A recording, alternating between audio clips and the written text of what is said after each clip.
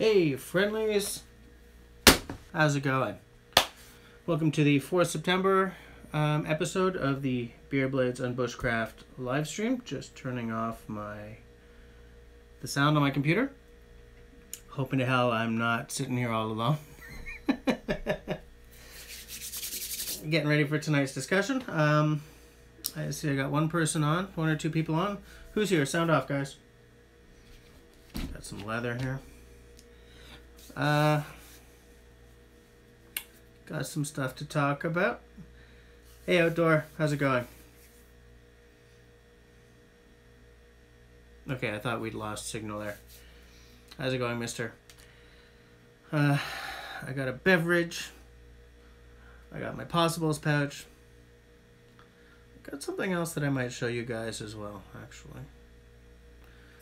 For after the beer, I got tea. Zach, how's it going? What's shaking? Not much. Got some stuff. Got a few things. A big week. It was rough at work. Oh, what's that? Why, yes, I did find the pocket knife again, finally. And I haven't lost the Leatherman. Having these two this close to each other may create like a black hole of awesomeness or something, but it's nice to not be missing one of these right now. I don't remember ever having them both at the same time. Yeah, well, anyways, so there they are. Glad to have it back. I was missing it. It's funny, you know, because for a guy who never really carried a pocket knife, they become indispensable pretty quick, you know? Making sure I've still got signal. So as you guys obviously saw, I took the Squirt for a wee camping trip, sort of giving a final send-off to her summer vacation.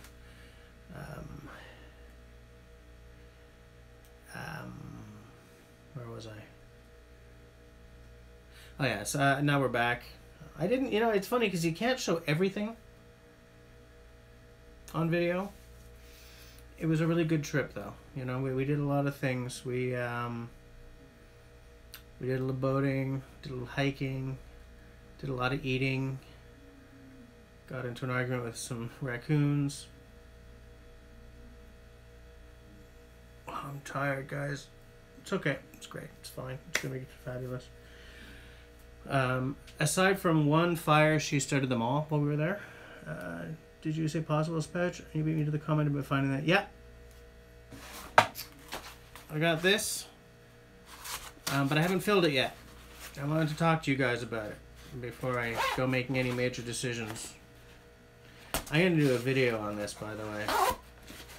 I got this and this. I think I showed it on my Instagram. This is a fire bag by the Hidden Woodsman. So I got a crap load of tinder in there.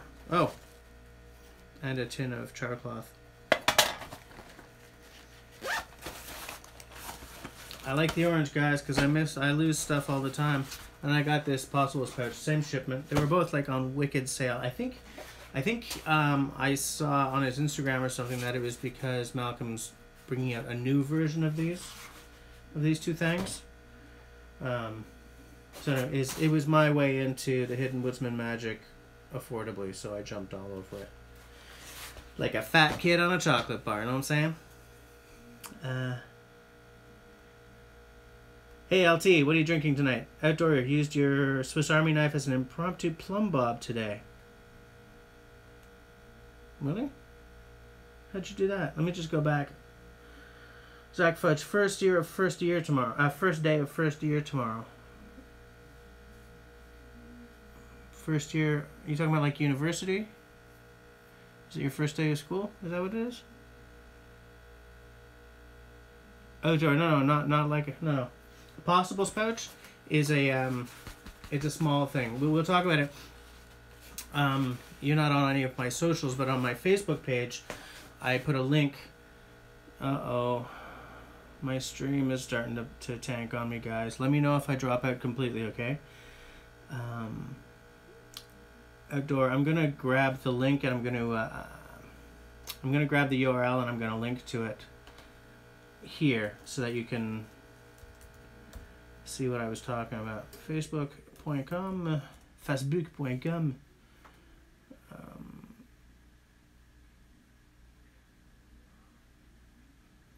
There it is, Raindance Bushcraft. Raindance Bushcraft. Oh, Serge sent me a picture of a catalog. That's going to be bad news. Oh, I see. Okay. He's not on yet. I hope he's coming on. Okay. Okay.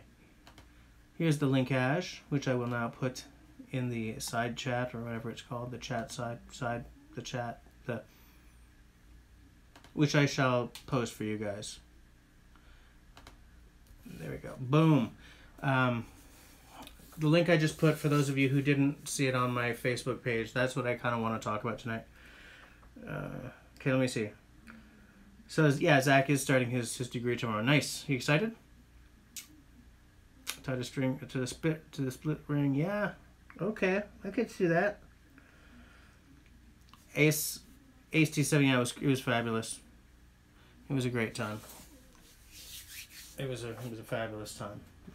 I would love to see if I can sneak in a little fall camp with her just for a weekend. I don't know. Fall is already filling up. This fall, in fact, I am most likely finally going to be going back hunting. I got some char cloth. One thing I did notice while we were camping, though, is that not all char cloth is created equal. There was some stuff that I'd made for her that was like this real smooth kind of fabric, and so like the sparks weren't landing. You know, like when char cloth is. That's why, like when you're using a flint and steel, you kind of rough up the edges, right, to give a spark purchase so that it can go. This stuff was just, it was so slick that the sparks weren't doing anything. So I guess I'm gonna make. I guess I have to make more char cloth.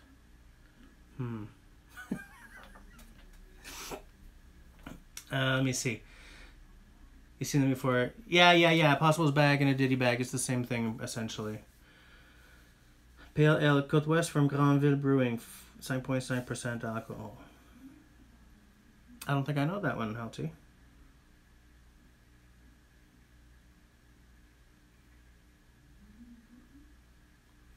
Let me see. Yeah, that's the thing. Yeah, Ace. If worse comes to worse, we can pitch the tent in the backyard. But you know what? I think that tent is too big for when it's just Camille and me. When it's the three of us, I think it's fabulous. It's a 6-man. But when it's just Camille and me, we need something a little smaller. You know? Hey, Simon. Oh, LT sent me a photo on Messenger of the beer that he's drinking. I guess what he means is Facebook Messenger. Yep.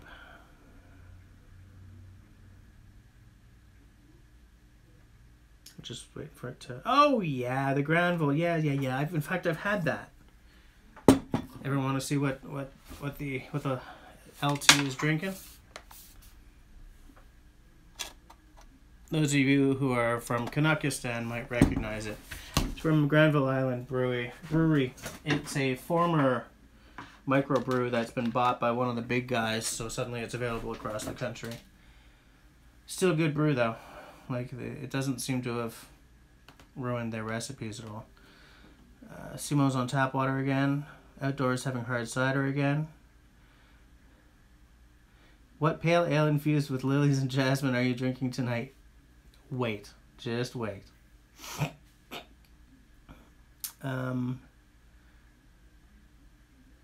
Zach picked up a $4 folding saw from Dollarama today. It looks... Yeah, I bet you it's the same one as I saw at my Dollarama. My Dollarama, you know. $4 at my Dollarama.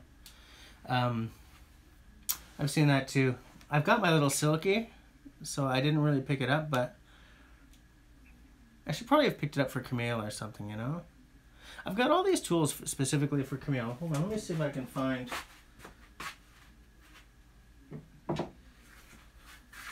Hammer.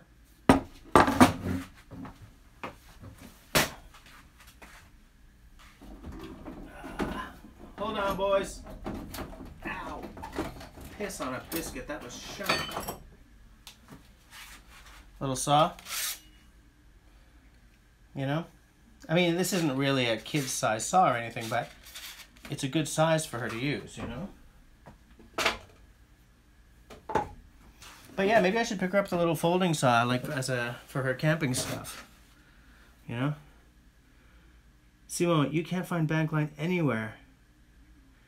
LT, no, I'm not drinking that milk IPA ever again. How many of you guys watched the episode? You know, it's funny, LT, I left the not enjoying the beer in because I figure you guys only ever see me cracking one being like, woo! That maybe for, you know, for transparency's sake, I'd leave that in, you know? Oh, is Serge on? Oh no, what's wrong with your computer, Serge?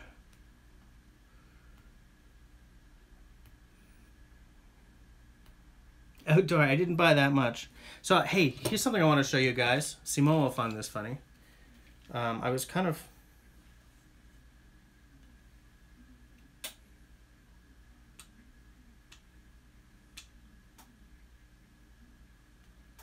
Oh, you're rebooting, Serge? Okay. Yeah, I finally... I don't know how many of you guys watched my Draw Knives episode, but I finally got an 8-inch one on the eBay. Here's an interesting thing. This cap is a little loose. Both of the caps are a little loose. Part of me doesn't care because it doesn't affect the, you know, the usefulness of the tool. But if I did want to tighten them up, I don't know what I would do because I don't want to like go sawing this off or anything. You know, maybe I'll just peen it. Maybe I'll just leave it alone. That's a Dunlap.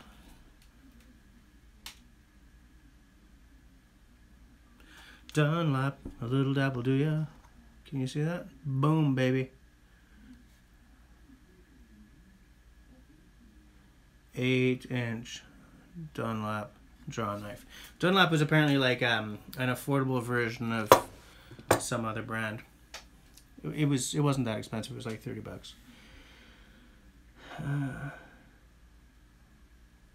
Okay, hold on. Rebooting. No absolute open Serge, man. I don't know what's up with that.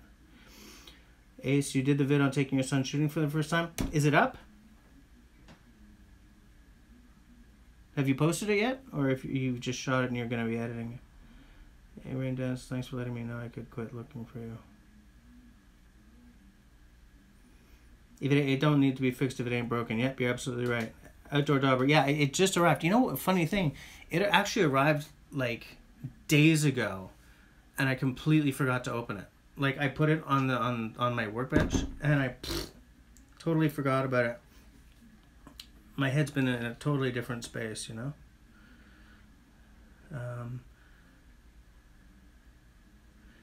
Ace T7. I'm going to look at it. I'm going to look you up on YouTube so that I can see it. Is it time to do beer? What do you think, guys? Time to do beer? I think it's time to do beer.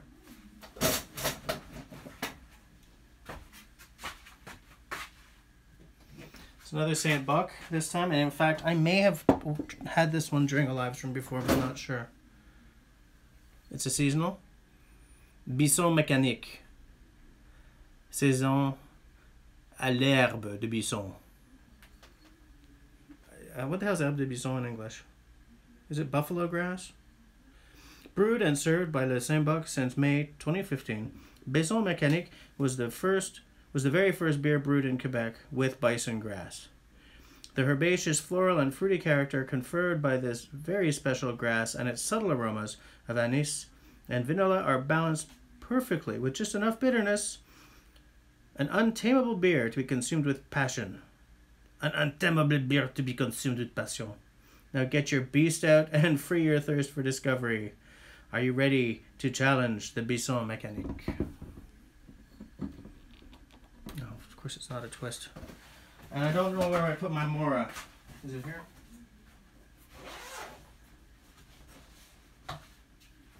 the official beer opening knife. I just sharpened this baby up a bit because it. Serge, I sharpened it up after you came over. Serge and I spent Saturday, I think, no, Sunday, working on something, which you guys will see. I'm still like, I almost never get that, you know, that one shot pop. Nick Adams, you mean you're out and about, or you mean you're out of beer? By the way, hi Nick. Everyone say hi to Nick. Oh, Simone, you posted the video. Okay, thanks. Zach, that would be funny. Just don't do that. You know, like, you know, the interwebs are full of videos of guys like, okay, girl, you know, okay, honey, hold it like this far off your shoulder and pull the trigger, and then they're all like giggling and watching these girls get hurt. Don't do that, man. Show her how to do it right.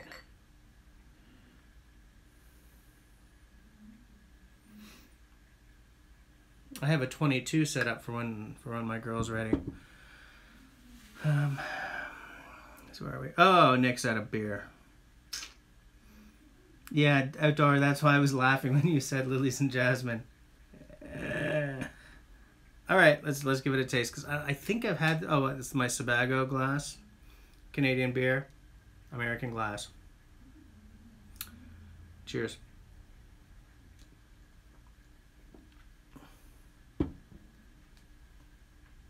Spicy.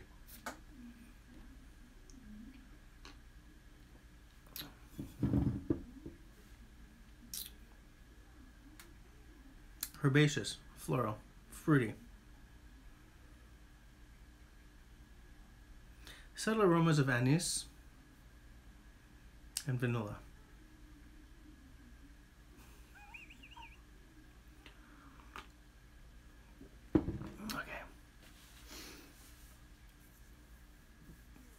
Simo, Serge said like he can't launch any of his apps, so I'm not sure what.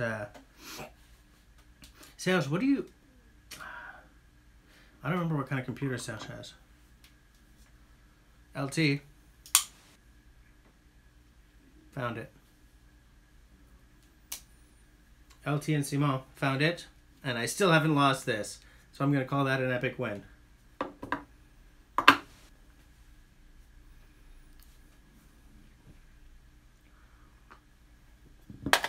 So, here's what I wanted to talk about.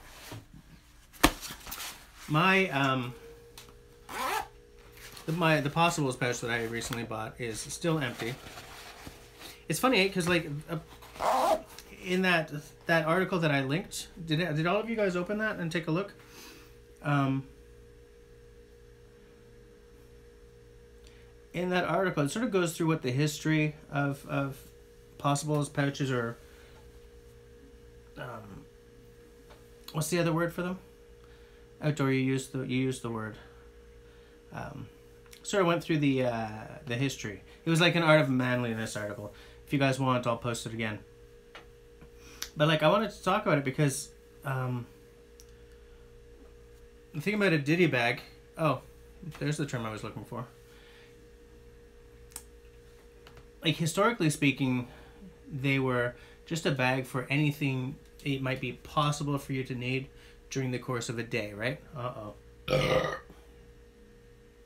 Sorry, guys. That's number one. So like so you know that might mean, depending on like, say you know you're in the 1800s or whatever, that's gonna mean like you got your pipe and tobacco in there. You've got your fire kit in there. You may have an eating utensil or something. Like anything that is possible to need during the course of your day is in there on your belt, right? A lot of them had a belt loop or something on them. And a lot of Possibles pouches are used for exactly that kind of stuff now, you know. But I find that the designs have changed a lot since back in the day. Like, Possibles pouches these days are practically just more basic DOP kits. Do you know what I mean?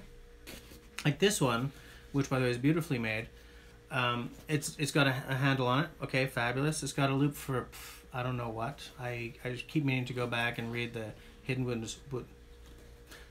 Woodsman's site to see if there's info on that. But like, it doesn't have the belt loops that would have been on like a real Mountain Man or Voyageur's Dop kit. Not Dop kit. Possibles pouch. You know.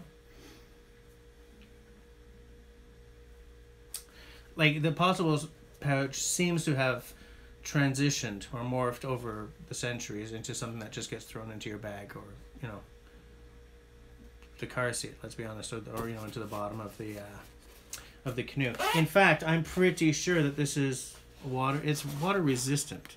May not be waterproof, but it's water resistant. Nylon. So what I want to know is, do you guys like? How many of you guys use Possibles pouches? In any way, even if you just have it sort of like, okay, my fire kit's in one of those in my bag kind of deal, you know. Hold on, I want to make sure I'm not missing. Yeah, everyone's like, one. Hold on.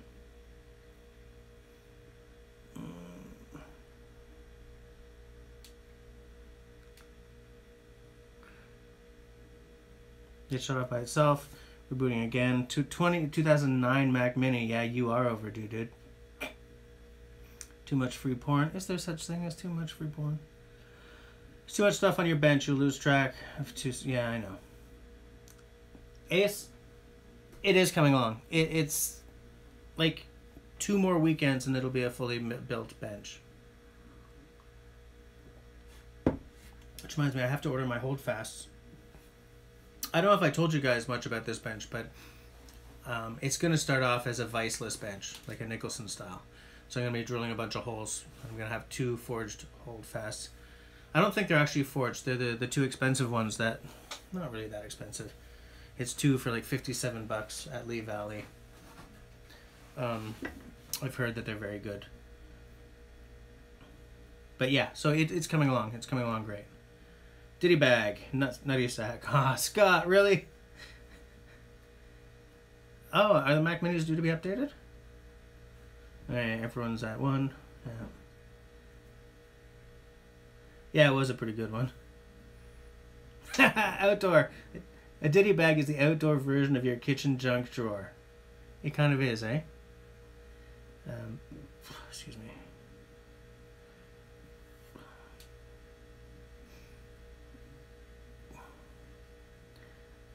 Scott, what's an MC? You rode your MC? Is that like a motor car? You rode your motor car up to Pottsville?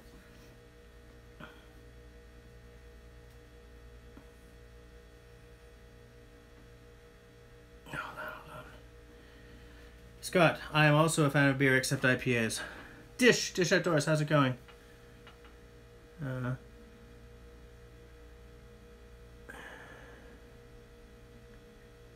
on. You don't need a possible pouch you carry one every day. It's your backpack. Yeah, but Simon, you're an extreme case. You've got like your EDC would fit in the trunk of a car. Sebs, okay, your computer's back up. Cool. Yeah, LT, it's like a toiletry bag, but like I have an Air Canada toiletry bag and it's half the size, you know? But like a Dop kit is a big toiletry bag. It's like it's supposed to be a big toiletry bag aimed at men, you know? Zach uses an old pencil case. I use a check envelope. You know, checks? Does anyone use checks anymore? For like the cleaning stuff for my camera. It's amazing what you can reuse things like that for, eh?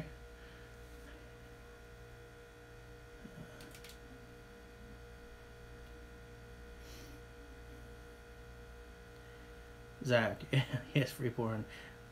Might actually be the problem, dude. Not funny. Dish is here. Nick has Yingling Black and Tan. Outdoor uses ditty bags for your toiletries and your fire kit. Okay. Scott, I like birch beer. Nothing wrong with that. I like birch beer. There's a company here in Quebec, I don't remember what they're called. Simon will probably know. They make birch beer and spruce beer and all kinds of things. And they used to come in like those pop-top bottles. But they've changed to like beer style bottles now. And also the drinks are smaller than they used to be. But I remember being at my mother-in-law's house and trying to get one of these off. And she comes over and stands next to me and takes a look. And just then it pops off and like birch beer all over the ceiling, all over the front of me, and all over her side. I just look at her. She looks at me. What? Okay, look. And she turned and walked away to get changed. I'm like, oh, shit. Shoot. I said shoot. I did not say the other S word. I did not say the other S word. But yeah, that was a good time. But man, I love me some birch beer. Simo.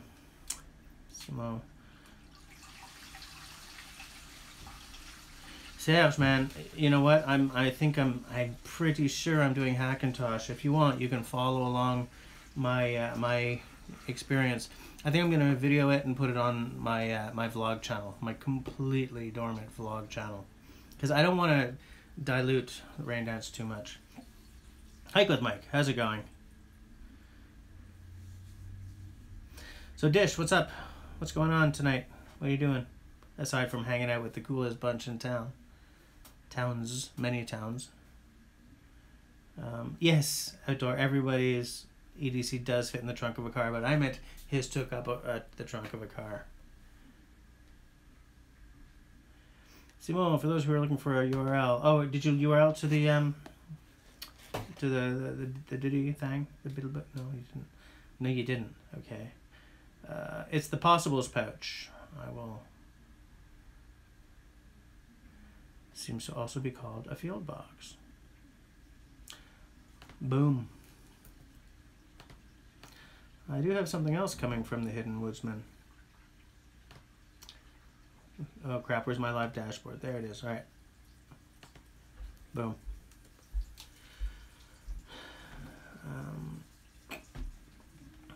Dish Outdoor Crown Royal bags. Yep. Yep, they really do. Jamaican ginger beer is awesome too. Yeah, that's so true.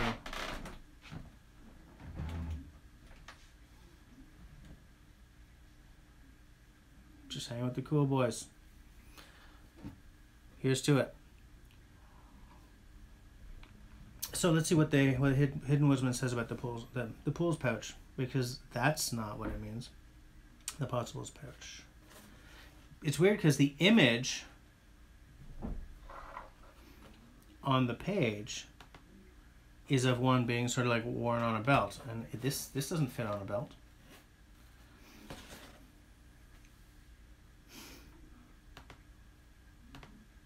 Let me see. Oh, this back up to $25, eh?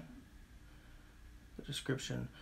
A Possibles pouch is meant for everyday use. 18th century trappers used to carry a bag that carried everything that was possible for them to need in a day. So it's got a heavy-duty zipper, rot-proof nylon thread, paracord zipper pull, 1000D reinforced construction. The Coyote version is 500D, but it doesn't say what that is. You know, he's also got a thing happening at Amazon.com. Unfortunately, not Amazon.ca, where there's a whole bunch of Amazon exclusives that he puts out.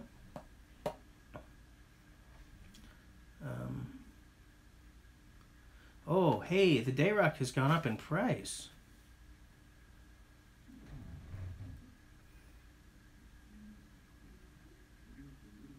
Ooh, $312. That thing's just getting further and further from the realm of possibility for me. Breaks my heart because I really want that. I don't want... Oh, no, this is the Mike Charlie that's $312. Yeah, because that's the option, which I'm not interested in. It's a little too tactical for me. I'm tactical averse, guys. I really am. I have some tactical stuff, but it's not my comfort zone, you know? Let me just get back to the live dashboard so that I can see what people are saying. Oh, my signal's going down. Let me know if I'm dropping out, eh?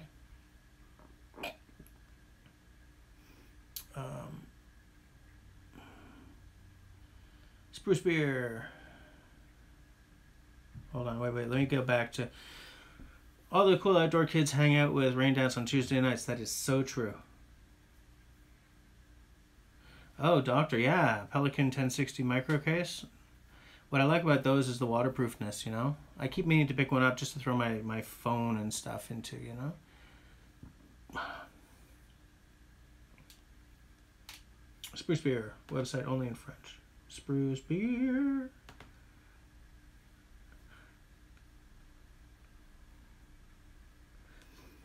This is not the company that I was talking about, but I'm going to take a look for it.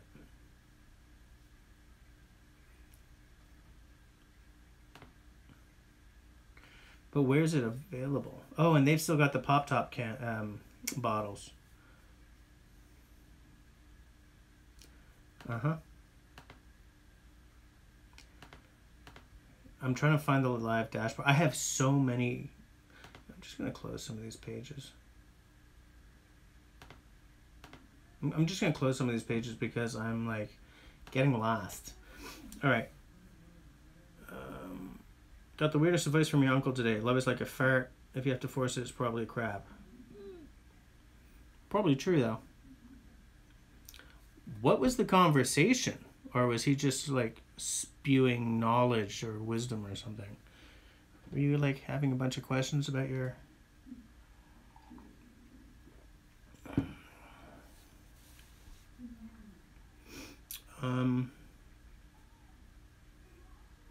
Nick's going on a beer run. Okay. Hey Hamza, salut. Comment ça va? Est-ce qu'il fait chaud ou quoi?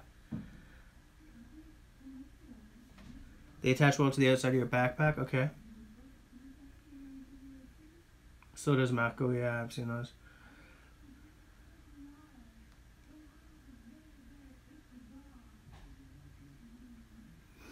Yeah.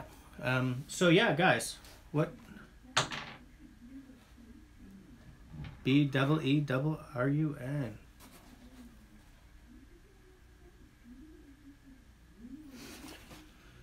So, let's say, for each of you guys, say you suddenly got this and you're trying to put your bushcraft gear, you're trying to reorganize. What would you put in this bag? You want to? Do you guys want some measurements? What do you think? Should I measure it out for you guys?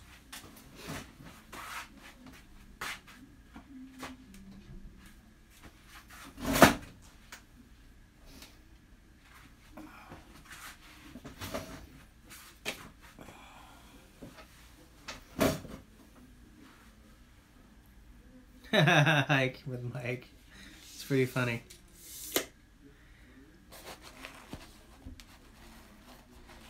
Let me just check something here. The possibly is pooch. Additional information. Okay, so what we got here. It gives the size in inches, so I'm gonna translate that. So it's 9 inches or 23 centimeters by. It says 4.5, but it looks more like 5. 5.25 inches or 14 centimeters by.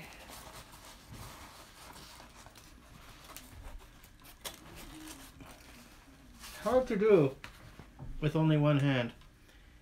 By 3 inches or like 7.5 centimeters. So it's a pretty good size, you know, like I could put all of my fire kits in here. But like, do you want to use a possibles pouch just for your fire kit, you know?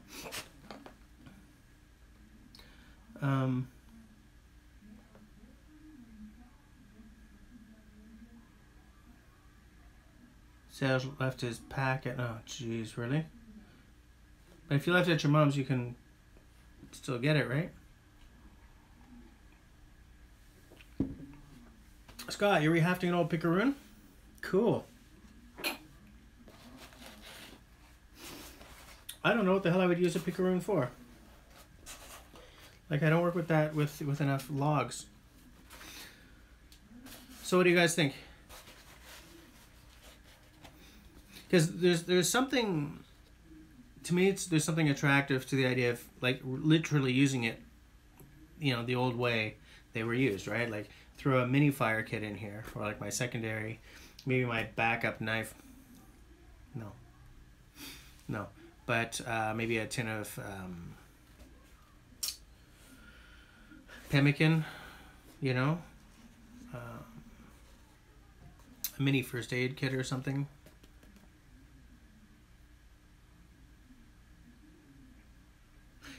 Like, if we were 200 years ago, I would say my pipe, but, you know, I'm a postmodern guy. I don't do that smoking. I don't know. What do you guys think? Because when I first bought it, I was like, that's going to be a good fire kit bag, but it's too damn big, man. One thing that I do wish is that this was sized to fit inside this, but it really is not. You know, like I would be more than happy if, I mean, I can just roll it, right? But if this bag was that size instead of that size, I think it would be much more practical. What's interesting about the fire kit, the tinder bag, is it's got like the soft side of Velcro, so I guess you can, I have no idea. I don't actually know. Maybe so you can stick it to something that has the rough side of Velcro. I don't know. Spare ammo, yeah. Yeah, that's true. Hold on. Log your rolls to the splitter. Oh yeah, okay, so Scott, you got a splitter. Hike with Mike. Yeah, fanny pack is a good idea when you got a bunch of camera gear. That's true. You'd use that for toiletries outdoor? Yeah, okay. Yeah, that works. Spare ammo. I don't carry the ammo with me. Like, when I'm hunting, I've got like 5. And I don't carry extra with me. Because, hold on. The back of the possibles pouch? Yeah. Like, there's no belt loop on it or anything. You know? But like, hold on.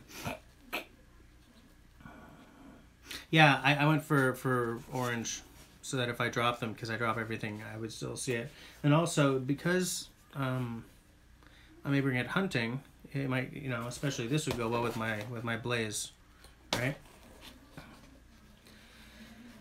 Unless you're going to fill that ditty bag with tinder, I think it's too big for a fire kit. Yeah, that's why, like, originally I thought, oh, wouldn't it be cool if, like, they would go together and blah, blah, blah, but the sizes don't work. Yeah, it would be a good first aid kit, actually, yeah. Yeah. I wonder what that little loop is for. I don't get it. It's nicely built, though. Look at it. It's like, I mean, Malcolm's got a, you know, he's got a good image for any, you know, a well-deserved one. It's nicely made.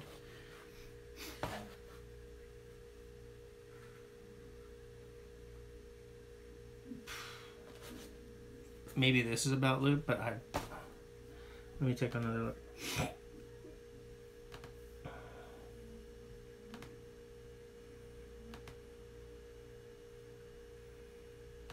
Yeah, I definitely don't see a belt loop anywhere on this thing. Like, there's an image of somebody wearing one. That's why I thought that there might have been a belt loop on it, but nuh-uh.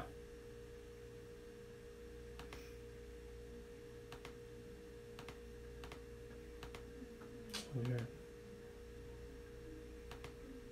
Looks nice on that, whatever that really modern camo is.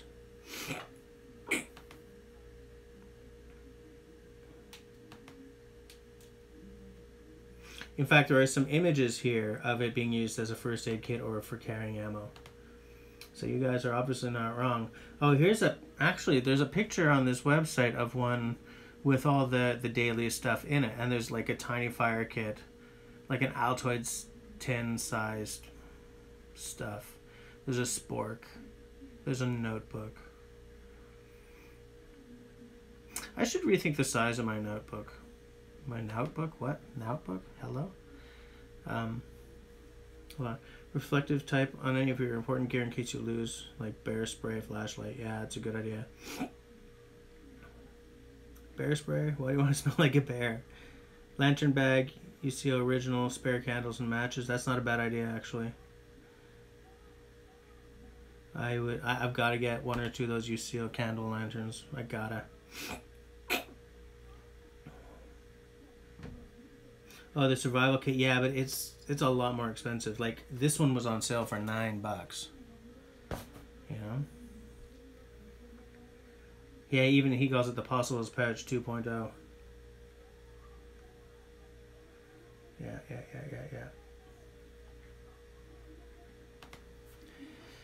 So, I don't know.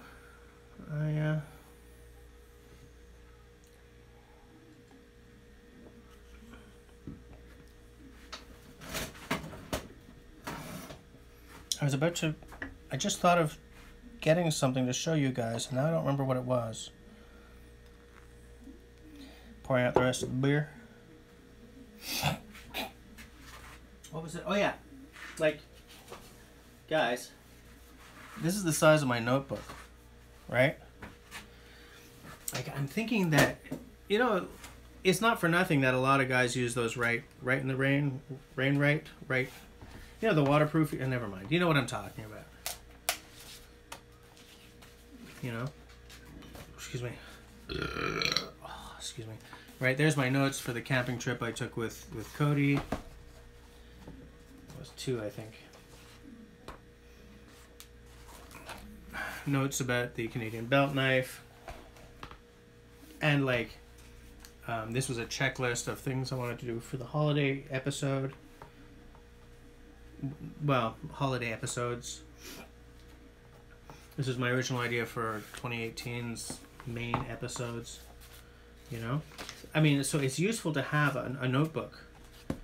But maybe something a little smaller than this would be more practical. Because then, like, if it was one of those little write in the rain or write note or whatever the hell they're called, that, you know, that could be something that goes into a Possibles pouch. You know?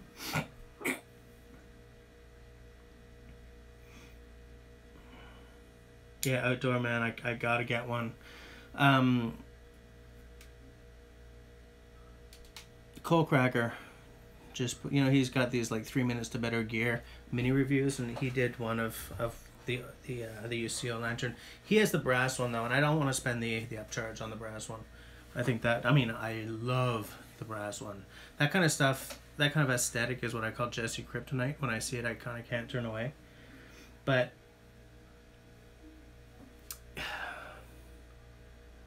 I would want to buy 2 of these things, and the upcharge for the brass one makes it a daunting purchase at that point, you know?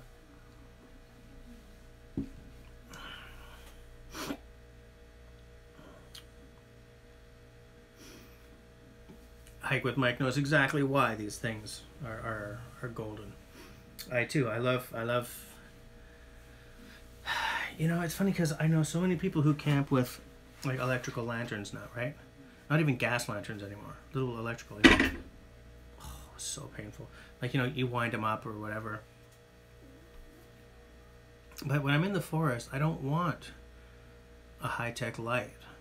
I want a high-tech light here, or even better, clipped on here, you know, as a flashlight, as a torch.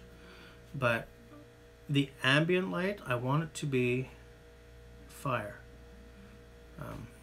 If it's a candle light, that's the best, or like maybe an oil lantern with a wick, you know. Barring that, one of those Coleman, you know, you go, and it makes this hissing sound the whole time it's burning, and fine. But I want it to be something that's combusting to create the light. That's the aesthetic I like. That's the motif that I like when I'm in the bush, you know.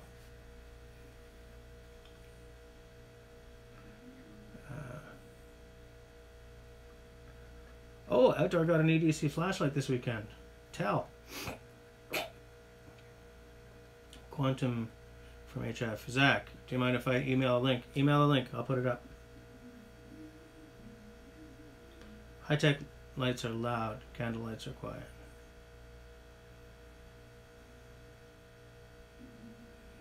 Jeez, man. Outdoor spends nothing on his stuff. Oh, Zach, Simone can Simone can approve it. I can approve it too. It's just I'm hike with my yeah. I got what you meant in a philosophical sense. Absolutely. Yeah. So I wouldn't have a flame inside the tent either, but I would love But I would just sort of sit at the table and read or something. What's HF though?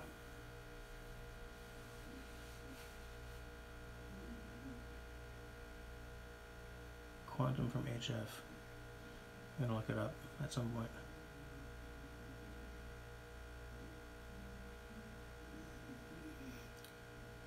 Dr. Rostein uses one of those UST collapsible lights.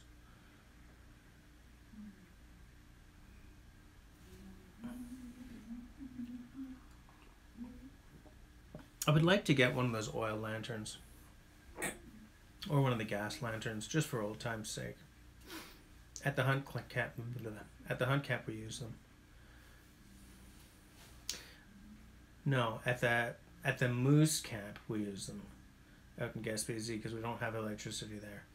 The deer camp, there's a wire running up from the local house. Oh, Harbor Freight. I never bought anything from Harbor Freight, being Canadian and all.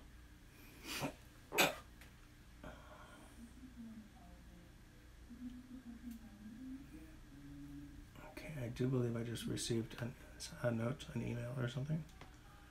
Hold on.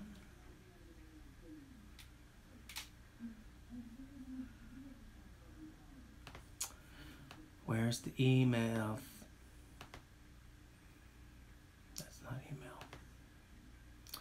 That's Facebook. Okay, inbox. I'm seeing if this is a... Nope.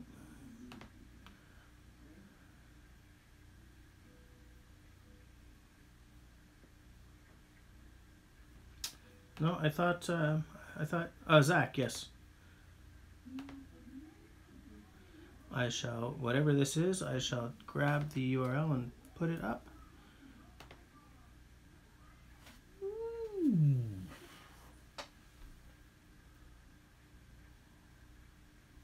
Now that is interesting. Okay, boys and girls.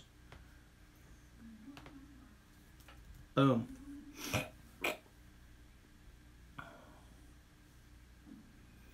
Yeah, I know we don't have a Princess Auto around here, but I mean you can mail order.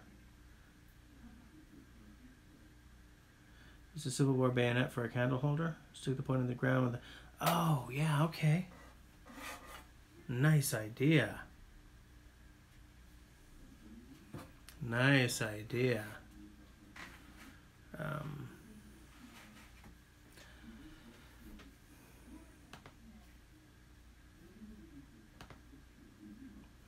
Interesting.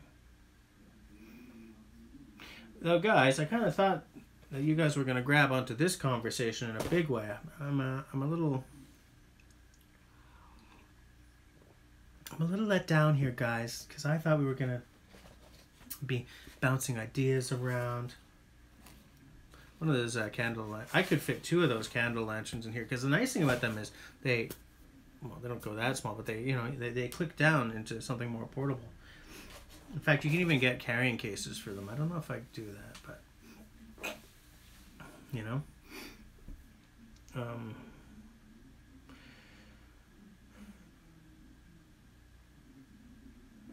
hike with Mike, man. Hike with Mike. Oh, I need a haircut. No, I don't need no hugs. I don't need no damn hugs. Hey, us bush dudes, we're men. We're manly men. We're wolves. You don't hug a wolf. You hug a wolf, you get bit. No hugs. Yeah, they do sell the lanterns with the bags. I don't remember how much I saw that for, but they do. Yeah, Hike, you are way out of control tonight. Way out of control. Hey, what do you guys think? I'm gonna have to, like, I'm not gonna have to do a very large restore on this. It'll be a light restore. But any interest in watching it happen if I do an episode on it? Some paint there that's gotta be chipped off. Like, it'll just be a real simple wire brush. Sharpen it up. Like, I don't even think I'm gonna take the paint off the handles. Although I don't think that paint is original. Maybe I will strip the handles. Yeah, look. No, there's no way. They went right there. So maybe I will strip the paint off. I kind of like, it looks so odd with the blue handles that I may just leave them blue. But what do you think? If I ever get around to it, you guys want to see it restored on screen? Do a little Wrangler Star action? Or I guess more a Weeder fan action, since he did one of these recently. I mean, he did a much bigger job, right? He took the handles off and turned new handles because he's got a lathe, a lucky dude. But this would be like probably a one episode, you know, quick brush and sharpen deal. I think I'm gonna leave the handles blue. Looks really goofy. I kind of like it. Yeah, I think that it's been a long time since I've done a tool restoration. There's one thing in the works that I'm not going to talk about right now because it's not done, but yeah. Serge, send the link to Simone. He'll post it. Better late than never. Oh, you're hurting me now, dude. Oh, God.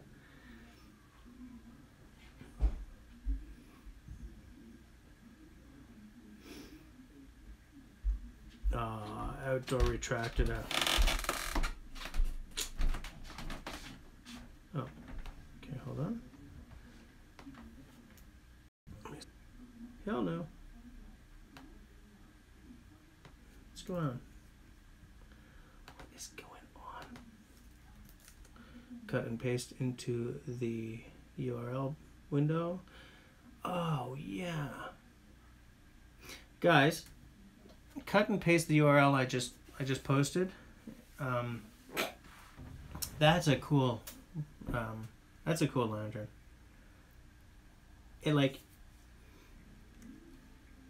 It meets my desire for like an old time lantern, but it's more modern than that. In fact, I think from what I'm seeing, it runs on those green Coleman gas de bonbonne. Shoot, what are they called? Gas canisters.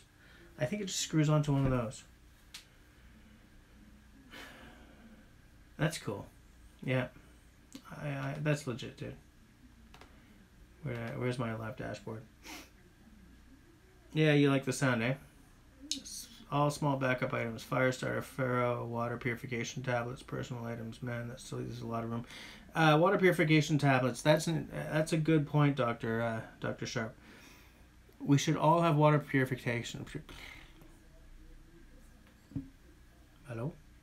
We should all have water purification tablets at all times, even if you've got like a Life Straw or something. It's good to have as a backup.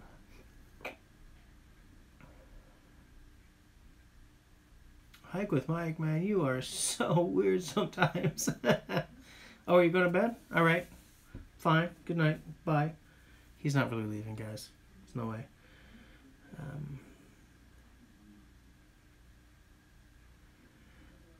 Retracted message.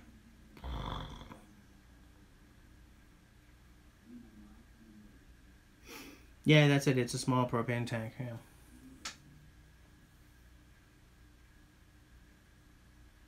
Yeah. Dr. Sharp.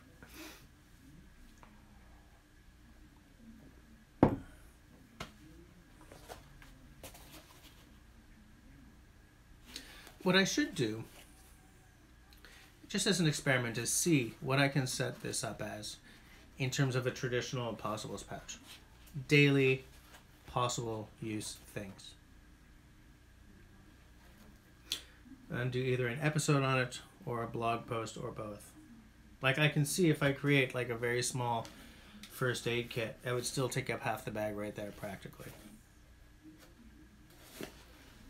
Buy some pemmican from MEC or make some jerky. I should make some jerky again. Because I love jerky. But I don't love spending $8 on like a 90-gram bag of jerky. Is that 4? That might be fun for 4.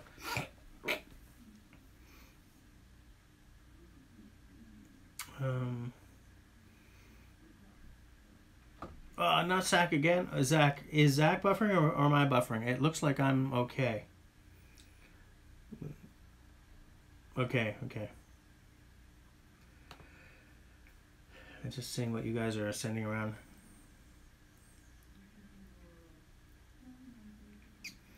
Website Harbor Freight. The way you guys spell harbor bugs me. Would like to use your current. Don't allow it. I don't want you using my location. No location shared. I'm orange again. Let me know if I drop out, okay?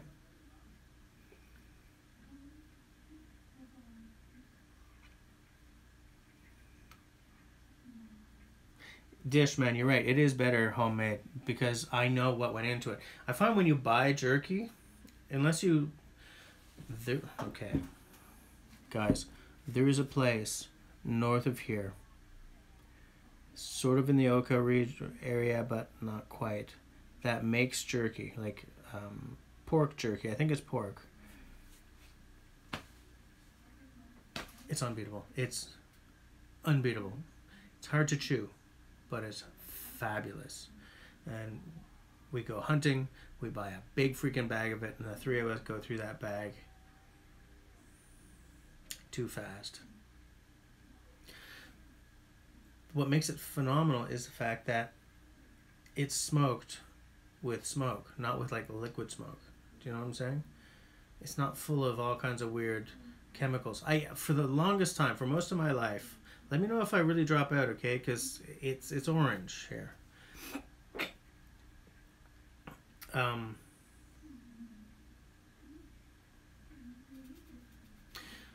For most of my adult life, I've had this hard and fast rule.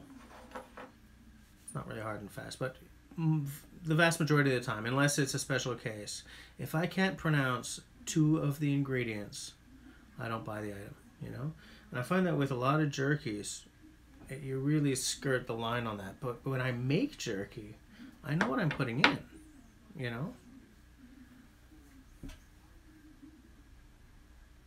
Maybe it was beef jerky, actually. I'm rethinking that pork thing. Because we buy a lot of pork from there, but they don't only do pork. So I think it is beef jerky. Where are we? Nick's back with beer. Nick, what do you got? Yeah, Dr. Sharp, I'm having some buffering issues. I'm not the only one, too. It's like, ugh.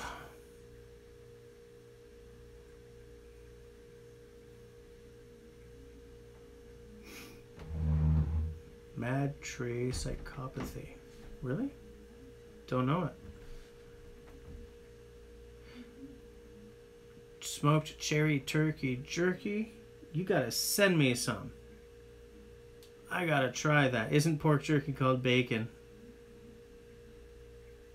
I like it. There's a guy near you making sweet potato vodka. I need to go shopping throughout Eastern North America. Evidently. Go down to where Dish is. Get some jerky. Head out to Zach's place. Get some vodka. Bacon strips. So that's an interesting idea about using them to compartment your sack. Because I don't compartment, I find that I spend all my time digging through my bag looking for things, you know. But I don't want a bag that's super compartmented like, you know, camera bags get. Because I don't want to have to unzip a whole thing to find something, you know. So like the idea of a bunch of things like this, that's pretty cool. I would have to make them different colors or something though. Like, you know, fire kit is orange, first aid kit is coyote.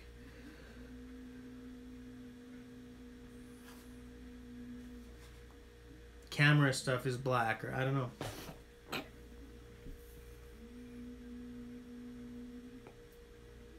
Need to take from the freezer.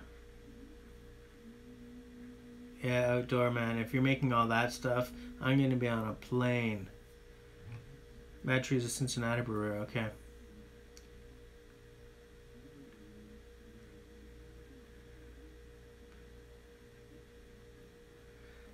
Carrot bag dividers would be useful, but I just, you know, I find that you need to unzip the whole bag and fold it open, you know.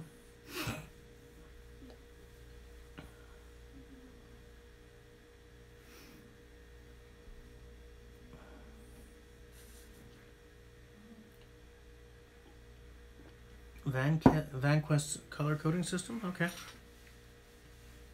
Okay, I'll take a look.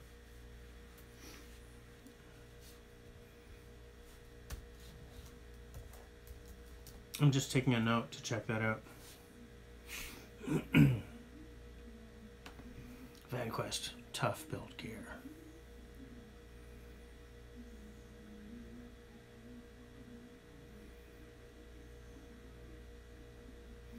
And they're really tactical though. Organizers and pouches.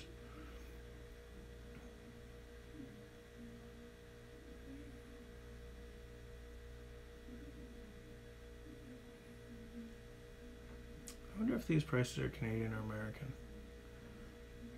Probably American.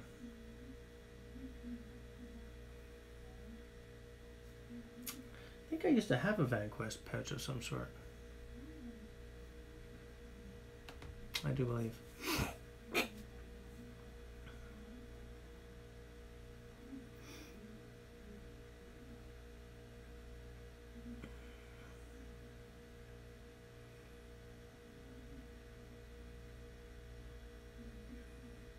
Hold on, I'm just making sure that Turkey Testicle Festival. Jesus.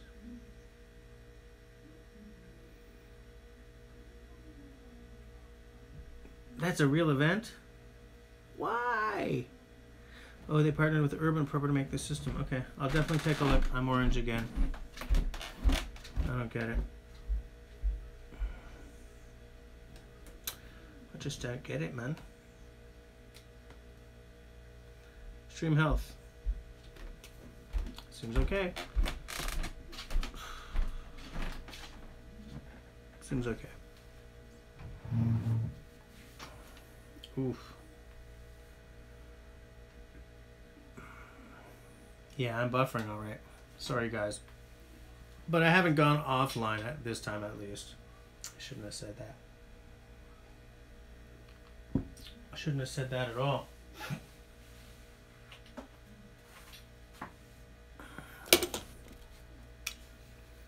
can't wait to use this.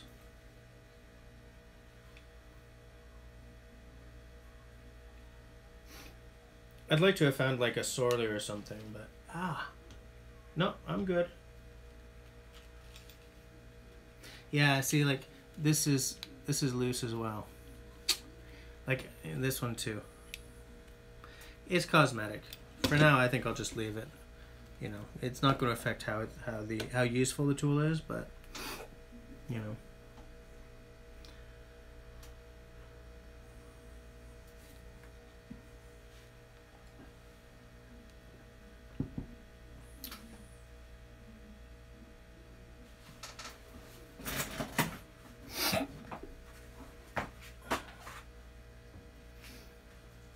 Hold on, boys and girls. I'm just seeing if I can find something here. I'll tell you something for free. I'm tired of not finding stuff. Like, this room is a lot more organized than it used to be, but there's still like a bunch of stuff that I just can never find. What I'm looking for right now is a specific draw knife. Mouse pads, sandpaper, WD-40. No workshops completed at WD-40.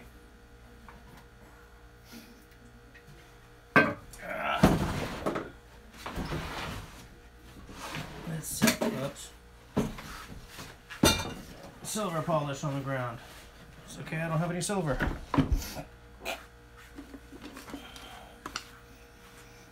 Okay. Let's see.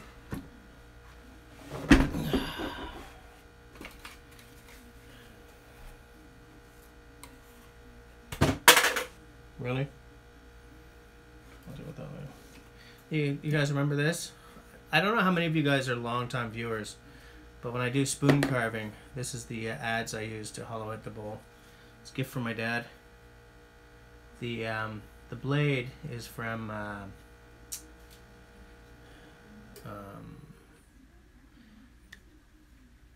it's a company, like a 1 or 2 man shop in the northwestern United States.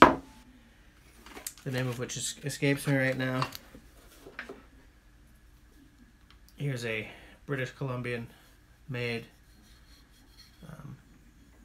native hook knife. It's very cool. Here's a Swiss made gouge. Perfect size. Perfect size. I gotta get back into carving, guys. I really do. You know, it's funny. I thought that when I left, here's some knife scales of olive wood. There's another First Nations carving knife.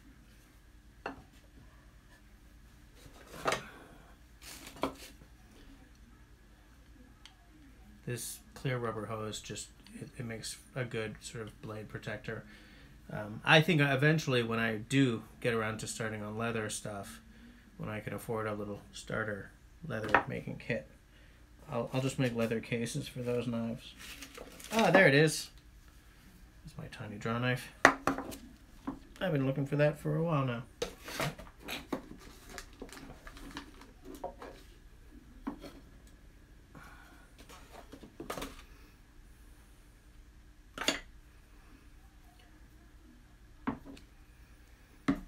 Just putting my stew back. What the hell was that? I'll put this away later. The painting sponge thing is for sharpening using the rooster method. How many of you guys know what I'm referring to when I say the rooster method? Let me see. How many ways can they prepare turkey? Are we still on the... let me see. Wait, I'm gonna go back. Go big or go home. Yeah, I saw that. Can't believe Turkey Testicle Festival is a... It rhymes too. Zach Fudge. Vanquest is too expensive for delivery in Kazakhstan. That is the truth. Did my other item... No, outdoor did not arrive yet.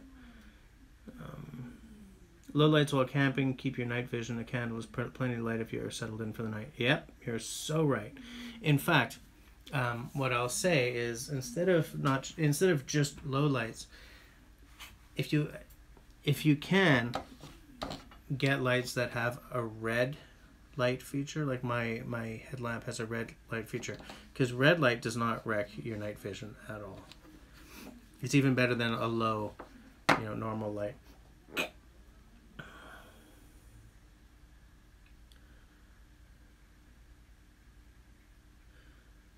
Hold on.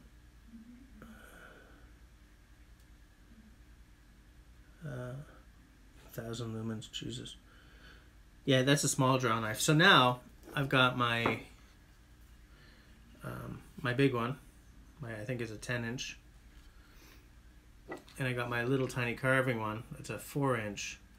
But the one that I had been missing, and the one that I wish I'd gotten instead of this one, in fact, is the 8-inch. So it's nice to finally have the 8-inch. I'm going to get it up into working order. These are not vintage. This is a Stubai. It's an Austrian brand. I mean, they're making them now. This is Veritas. They're making these now. You know. Do not push. Always draw a knife. Just a nice little Veritas for, you know, this is like little carvings, you know. Sharp as hell, though. I like that little draw knife. It's I'm glad I bought this. It was a real good purchase. But that 8-inch is going to be awesome. And there's a real magic to older draw knives, you know. Not familiar with the rooster method? Okay. Let me get you guys a video. Weeder Fan does a rooster method video. Craig Roost himself also does one. Oh no, why is my battery dying? I'm plugged in. What's going on here? Hold on.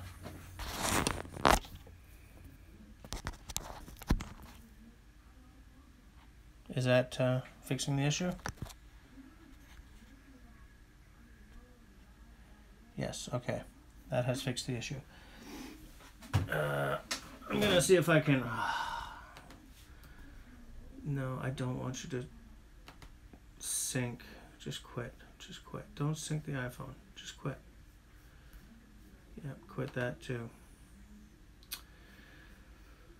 Let me see if I can find a rooster method video.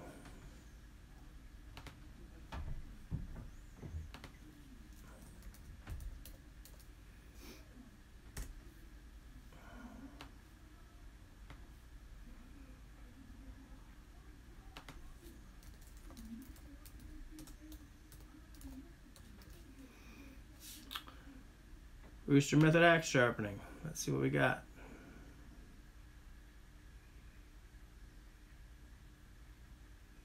Man, there's a bunch of guys who are talking about the rooster method here. Here's one by actual Craig Roost himself. So I will grab the URL. Boom. I will find the live dashboard. And I will go...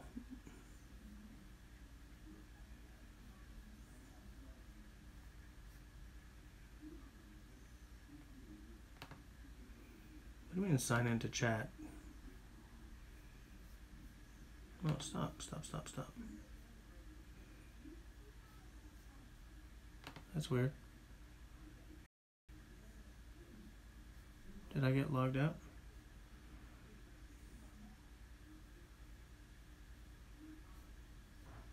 There we go. Boom, okay. Whoa. I had a real weird hiccup there, guys.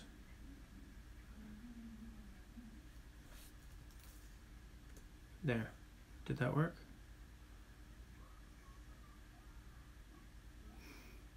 Oh, okay. Wow, gotta go back. Okay. User, sandpaper on a handle. Yeah, sandpaper. More hook knives are any good? I don't like them. Dish. Spend a little extra, get something else. I have a Mora hook knife that I never use. They're just no way, don't do it. They're cheap, which is great. If you're just sort of working on technique, like for like strokes or anything, yeah, sure. But I regret. I don't regret because they're cheap as hell, but they're not great. You know, what some people do is they reprofile the edge, and that makes them better. But I'm not good enough to go reprofiling an edge, you know. Scott uses the rooster method, okay.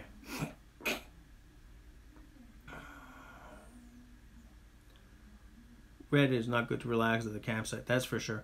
Camille will not let me use the red light. She says it's too creepy.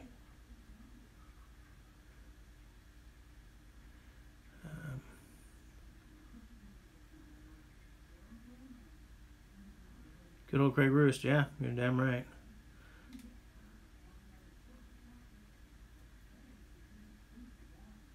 Whoa, I'm just totally... I double posted. Yeah, it's because I dropped all the way out of... I don't know what happened there. Yes, happy September, everyone. It's like a double tap, but not quite.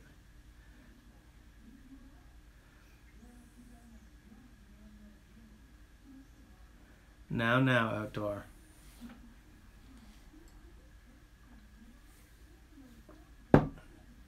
Now.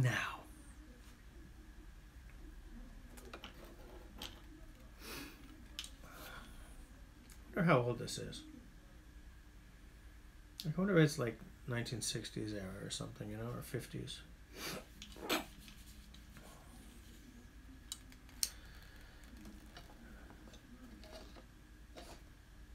Searching.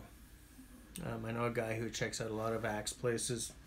Well, no, a lot of junk places that have old tools. And I told him to keep an eye out.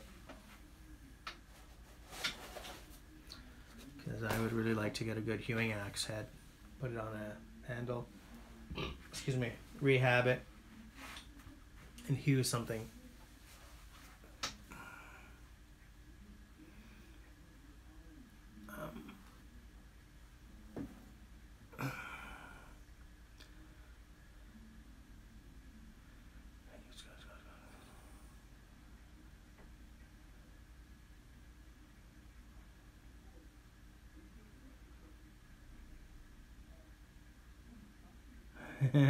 Scott. Let me just see what this Lee Valley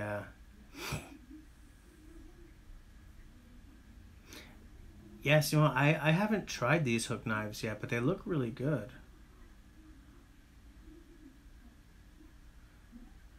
And the price is kind of unbeatable because they're not actually that much more than the Mora knives, than the Mora hooks, and they look much better to me. I think I may try those at some point.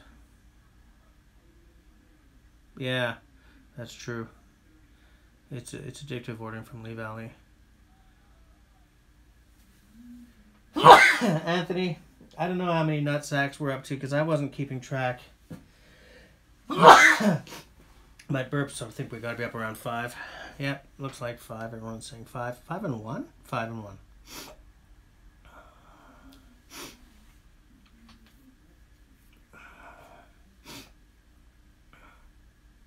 Yeah, Serge and Simon and I are in trouble because there's a Lee Valley coming to Quebec. Oh, thank you, Dish.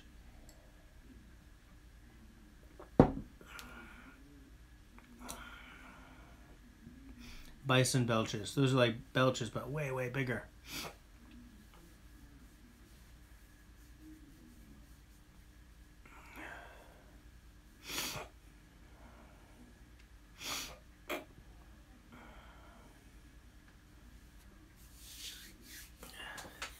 Scott. 5 bison belches. 1 nut sack. It's 2 nut sacks now, including Anthony's, by the way.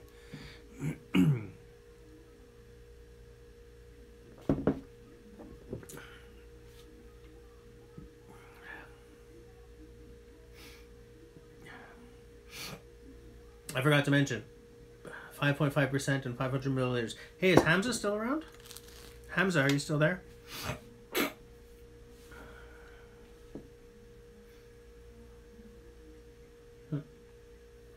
End of the beer.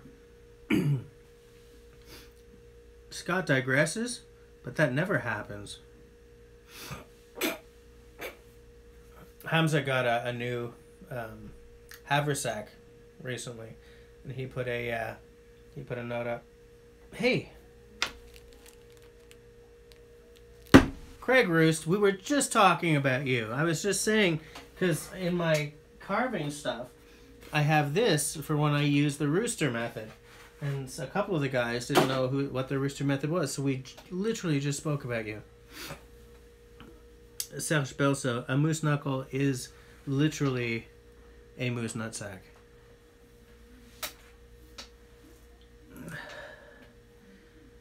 Anyways, welcome, Craig. Welcome to the live stream. Actually, I got a question for you guys. Here's the deal. Hold on, folks. I'm just getting 2 items down. I would like to say one thing about Craig Roost. He is the reason why I'm at some point going to get the money together and review a council tool for you guys. So, this is the axe that is Camille's. Remember my episode where I ended up with 2 of these? I gave one of these to Camille. I put her initials in the arse end of it. This is a better size for a 7-year-old for like teaching axe skills. And so I was trying to sort of come up with a way to swap the Scandinavian forest axe for Simo's got 2 of these. And so I was saying, yeah, you've got an axe like this. Like I was talking to her and I was sort of trying to make it sound like this is the size that she had. Just, no, Daddy, mine is bigger than that. Shit. So when we were camping, I tried to sort of start showing her some axe skills. But I cut it short because she wasn't listening. I was like, okay, so here's what... Oh, I know what you... No, stop. But I realized, like... There's a lot of different philosophies going around when you're talking about getting kids into the forest, right?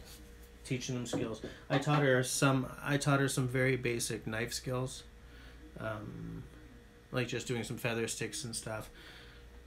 Watching like a hawk the whole bloody time, let me tell you. But when it comes to axe skills, I've seen a lot of videos on how to teach kids axe skills. But I'm not sure exactly. Like, I know longer is better for everyone,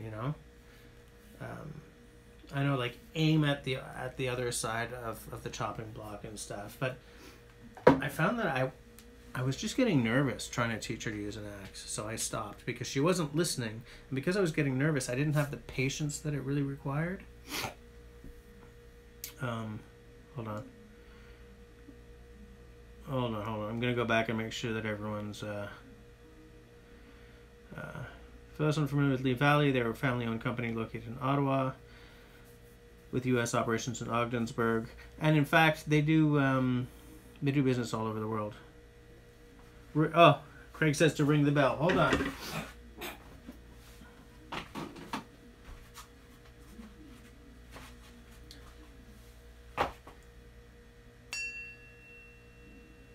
That's my favorite bell right there.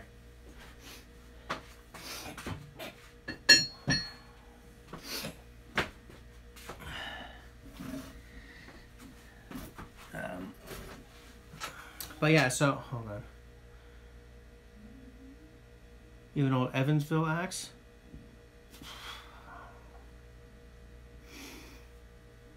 Yeah, Lee Valley is opening up in Laval. I don't know how I'm going to keep any money in my bank account with them right there. Oh, we're talking about the Walters double bit again?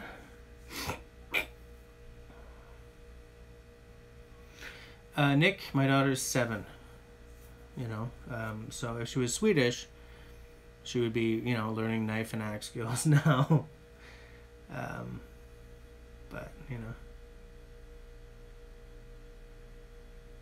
Well, Craig, I went like this. If I'd hit it with like a, an item made of metal, it would ring out a little more. I don't have any axe heads that ring that nicely, though. I don't think. In fact, I'm out of axe heads. I realized that I've got like 1 left to restore, and then I'm out of stuff. So it's about time for me to start prowling the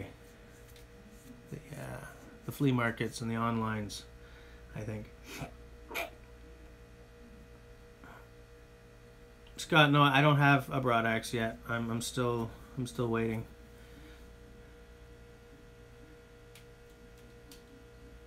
Oh, Zach, funny. At 9, you started to teach your little man at 9. Maybe I'll wait for the axe work until she's 9 then. Like, she seemed to be more attentive with the knife, I guess. You know, and also like when she was holding it, it's like, you know, like she wasn't building up the strength yet, so it was kind of flopping around. But whereas with a knife, like I was teaching her how to do, you know, when you do you can't see anything because what do they call feather sticks? You know, you sort of use your shoulder and stuff, and that was going well.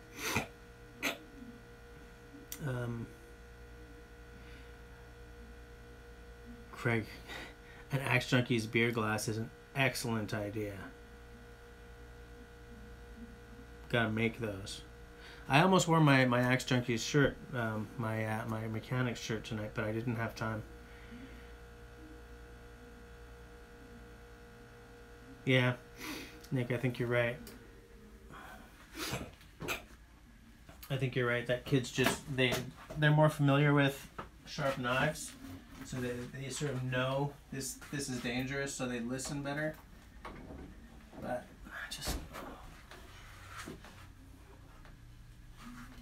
I like the fact that she's into the outdoors and she wants to do more camping and stuff, you know? Because I have friends who drag their kids camping and it's just a frickin' nightmare.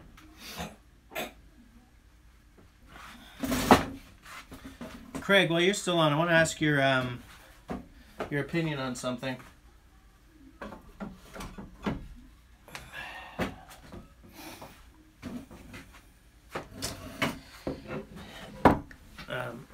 Guys, when I'm talking to Craig, I'm talking to Axe Junkies.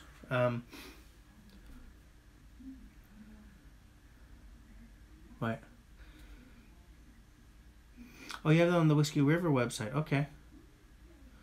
Outdoor, the axe of Cody's is a Wetterling Scandinavian forest axe. So like the full, you know, it's this long.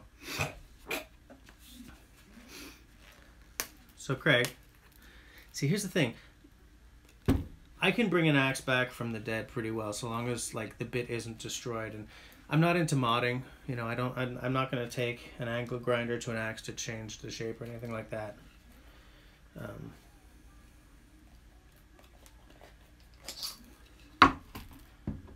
See this? I'm trying to get it.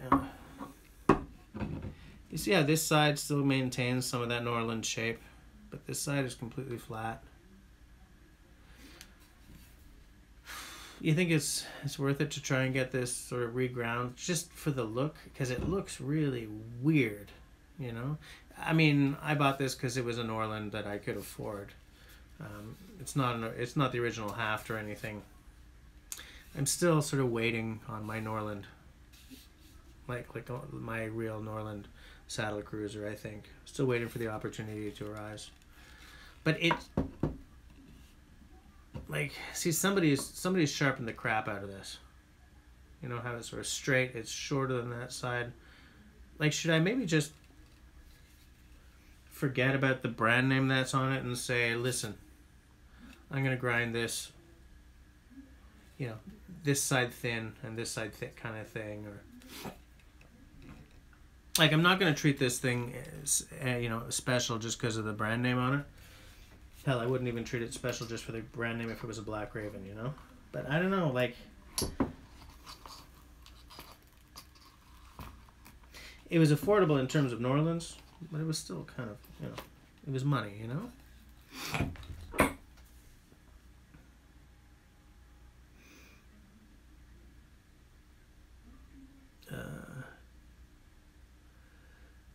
What's the name of the hatchet right behind me? That one right there?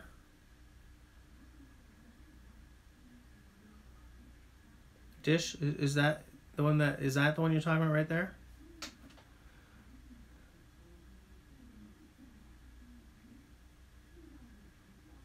Hold on.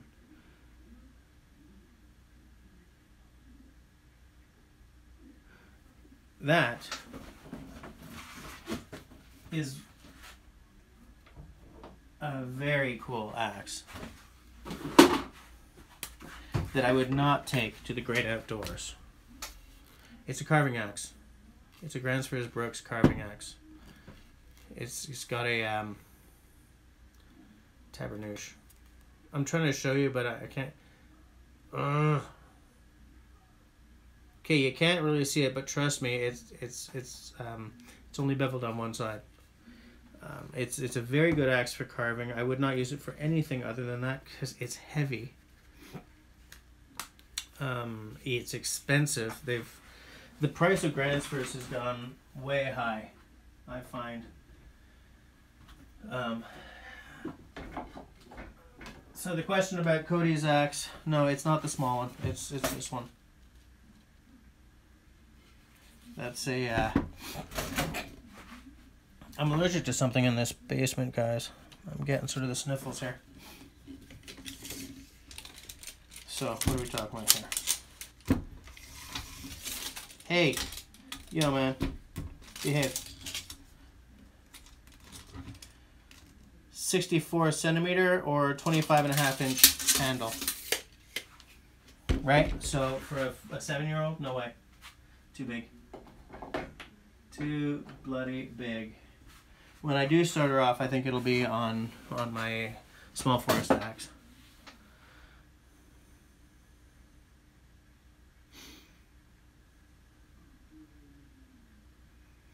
Yeah, Simone. In fact, it's funny because I'm ordering a couple of handles from East Coast Lumberjacks, and I keep wondering if maybe I should ask you to send me pictures of like all the measurements and stuff.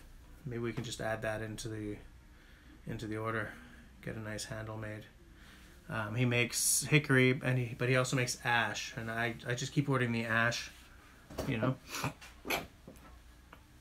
Serge, yes, the Gränsfors, the carving axe, has a carved handle. The small axe. Outdoor, are you talking about this one, or are you talking about the small one that looks the same as the Scandinavian forest axe?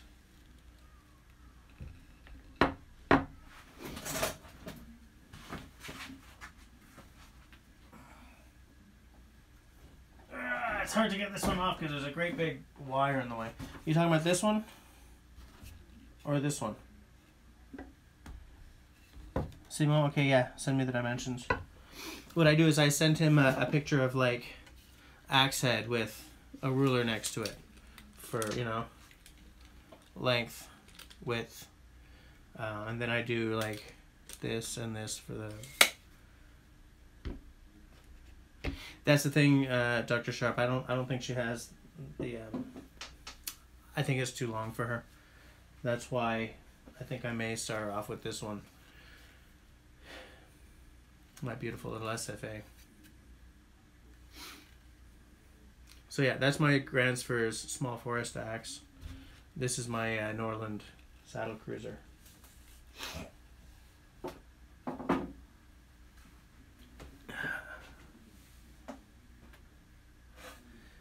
Sure. Okay. Sure. Thanks, Serge. Since Dish was asking about it, you can sort of see in the light that it's got a carved handle.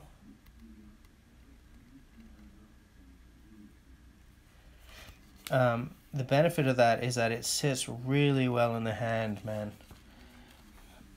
You know what? Oh.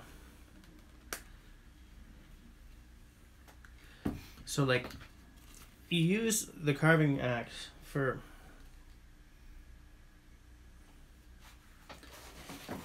do I have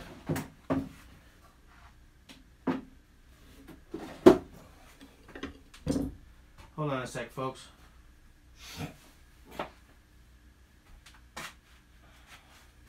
See if I have like a small piece of wood, you know.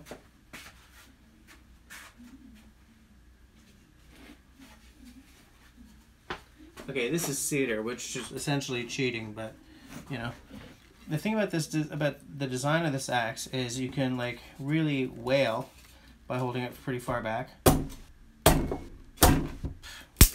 chopping paper. Or you can get right up to it. It's too bad I got a black shirt on. And just to like make feather sticks. Now, this axe I keep much sharper than my other axes. I am a skeptic when it comes to the whole, hair popping sharp thing on axes. I don't like it. I don't want it. I find that I'm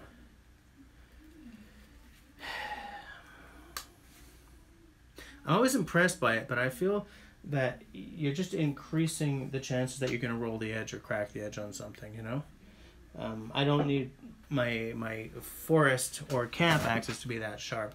I just need them to be sharp enough to chop.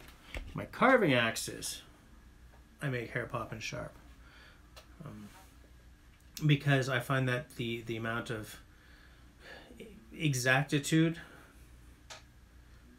what's the word I'm looking for in English, guys? Accuracy that I need when I'm carving a spoon or something is much, much higher. Because, like, if I'm carving a spoon, I'll chop right to the line. So you need a lot more control, Hold on.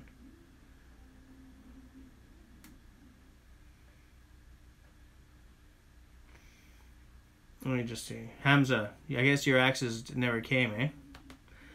Hamza spent like $500 on new axes and they got stopped at the border.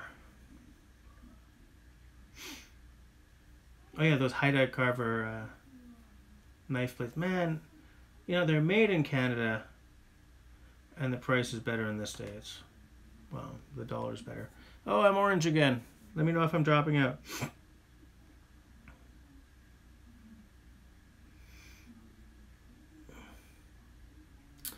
Outdoor, the Wetterlings is the Scandinavian. Oh, you mean my tiny one?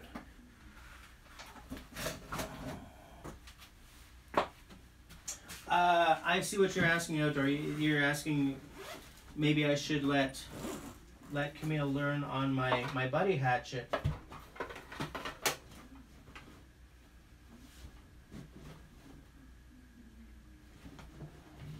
I'll tell you why I don't want to do that. And Craig will tell you the exact same thing. A longer axe is a safer axe. Like, in her case, too long isn't safe just because it's a control, like, it's too long for her little tiny arms. This axe is much, much less safe than this axe. Especially when someone that young is learning to chop, they're going to miss the wood. And the shorter the axe is, the higher is the chance of it coming down and digging you in the knee. So I definitely don't want her touching this. I mean, it's funny because originally I would have thought, well, yeah, look, it's so small, it's Camille-sized. No, it's not. It's not. Because you need to have much more control to make this thing work for you, Much, much more control.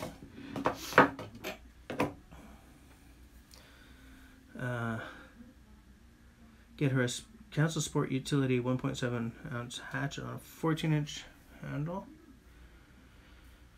Simon, do you want to grab a URL for what Craig just mentioned, the Council Tool Sport Utility? Craig, man, every time you talk to me, I think about that saddle cruiser, that Council saddle cruiser.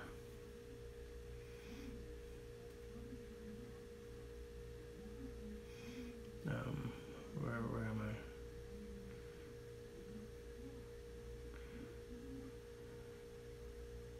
Precision is the tool and accuracy is the person. It's not a bad idea. Precision, yeah. The mini axe is a Wetterlings. Sadly, no longer available. I did a whole episode. I did a video, the one where I won the second of those Wetterlings Scandinavians, where I was talking about how sad I am that this brand has disappeared. It hurts me in the heart. But Gransfors makes this size. Hultafors or Holtzbrooks, depending on what side of the border you're on,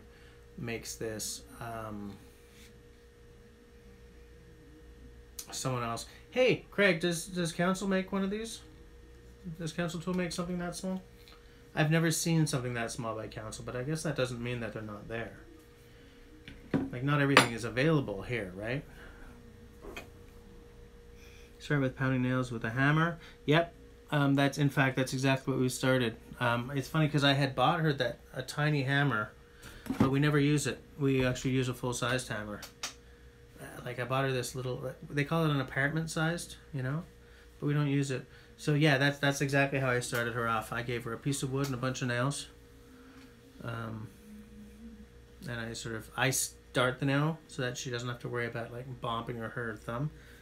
But yeah, just to get that motion into the muscle memory. Yeah. Oh, I'm glad to hear you say that, because I was wondering if I was doing the wrong or wasting effort. Yeah. Press F to pay respects to Wetterlings. Sure.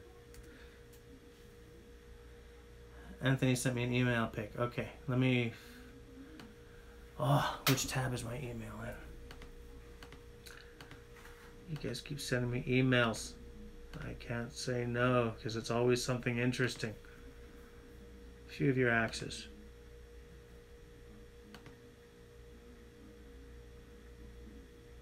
Oh, nice stuff. Is that a Craftsman? Ooh, I like that double, dude. Here we go again, where Jesse shows his screen on the phone.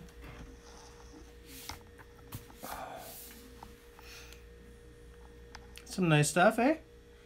I think the second one from the bottom is a Craftsman. That's the only one I really recognize.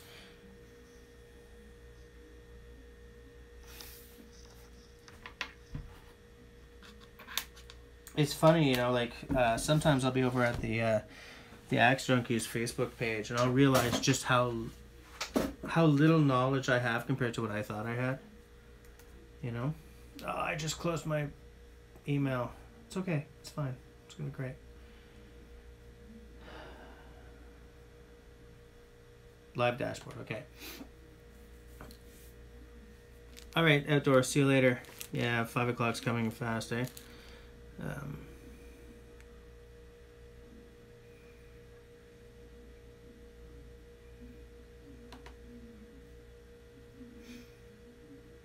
Let me see.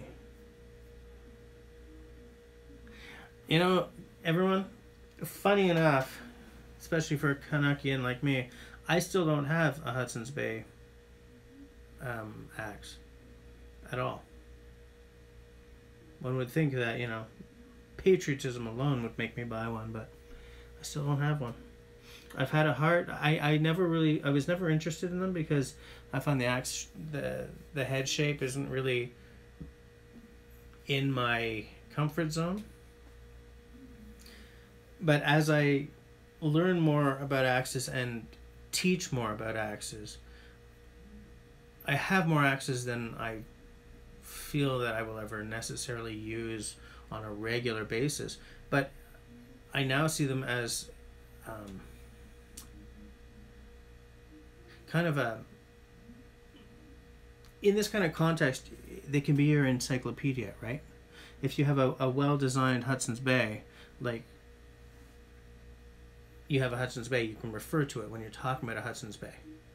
You know, like when I'm talking about carving axes, I can talk about the feel of this, you know, the different ways I use it, from like the power chopping to, you know, just tack with right here, or very rarely, but there are some contexts where just getting at it with this little point here, or just slicing with the edge because of that beautiful curve there.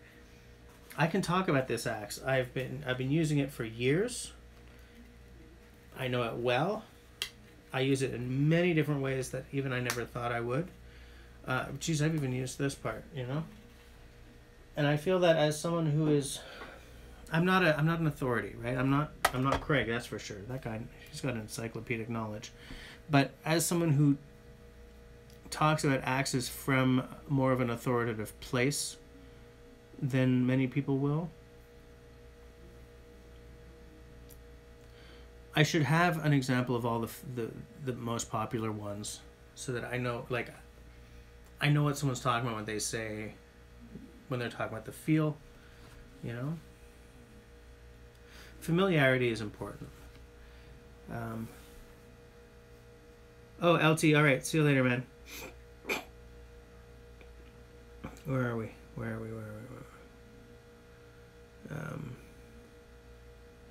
Serge, well, you know, it's hard to get a kid in sometimes, you know.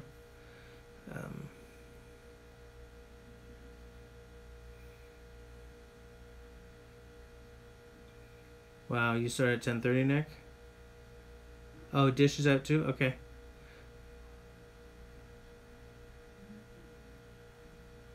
Condor, Craftsman, Sager, the double has no name. Okay.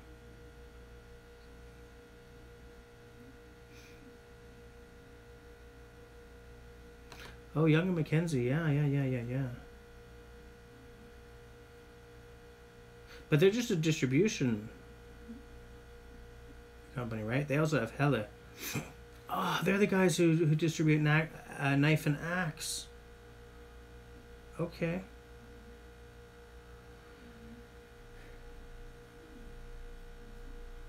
Council tool. What do they got? Sport utility. 4 products.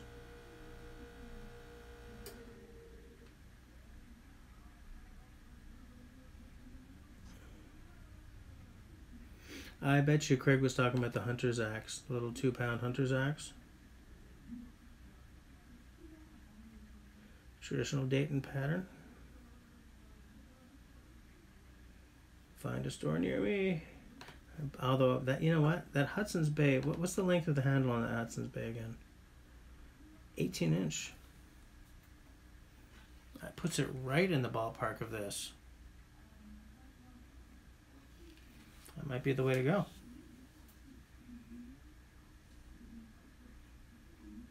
Oh, they make it 28 as well. No. But I would look at the 18. I wonder how much they cost. Let me see if I can find a store.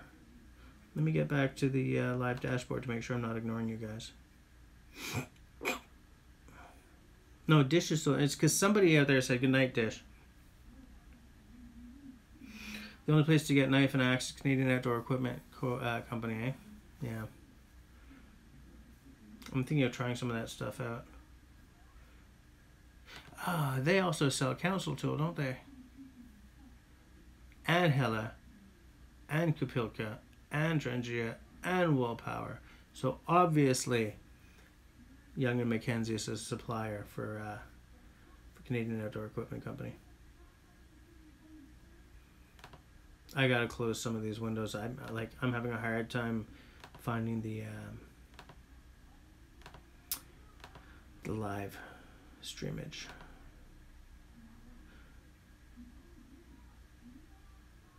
Don't allow. By the way, Craig, I linked everyone here to your original rooster method video. Hope you don't mind. I still reference it. Check your messenger on Facebook. Okay. Oh, so many. Axes, knives, guns, can't have enough. Let me see. Scott, I'm with you on the axes and knives. I've got 2 guns. There are 2 more that I want. One of the ones I have, I would kind of like to swap out for a different one. But I want to... Guns for me are like bass guitars. I want to keep the collection small and really honed. Really honed. Fast book. Ow. Really? Jesus. Ow.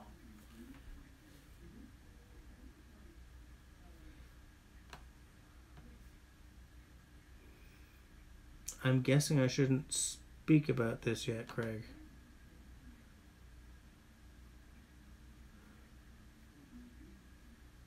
I'm not even looking at these right now because...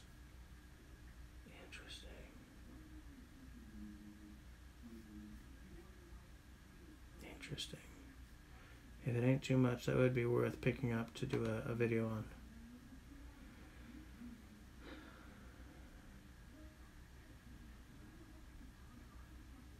Yeah, yeah, Craig. For those of you who don't know, I sort of do what I call the reverse rooster, in that instead of taking, well, sometimes I do a rooster, instead of taking the painting, l'affaire, Simon, c'est quoi l'affaire? The painting,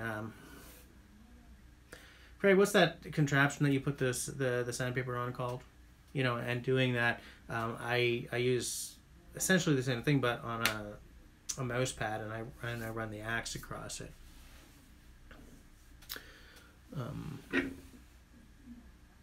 But yeah, the rooster method has gotten me a sharper axe than even my reverse rooster has.